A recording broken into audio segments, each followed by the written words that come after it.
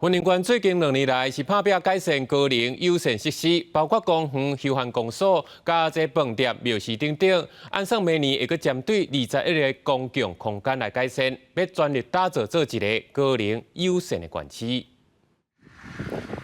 今日西的生活武顺园区以地形设计加度开发，为大门入外步道真平，边还设置无障碍停车位，真适合高龄还是身心障碍者来家这休闲活动。有轮椅族还有不方便行动有一些不便的民众呢，可以很轻易的进来到这个园区，来跟大自然做一个互动。为了积极打造云林县内高龄友善设施环境，文管府去年搬了39处，针对高龄者和身心障碍无友善的公共场域，包括寺庙、活动中心、传统市场和休闲景点等，总共投入改善经费超过7000多万，是做扶手精实、路边关街路彩改善工程。的这些长辈，还有我们身心上的朋友，都能够没有障碍的走出来，都能够迎向阳光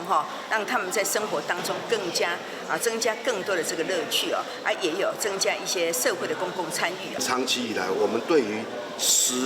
就是说餐厅的部分我们也需要用餐，可是呢，我们都非常不方便。那在这几年呢，云林县我们看得到，有很多的餐厅都已经改变为友善餐厅后尾新庄协会表示，有新庄者坐轮椅处理损时，到交油站还是庙要变数，嘛是有真侪所在无设置无障碍设施。对此，县府就讲，明年会针对21处，包括加油站、庙宇和饭店合作，营造符合无障碍环境、友善多样性的公共空间，集中用为你报道。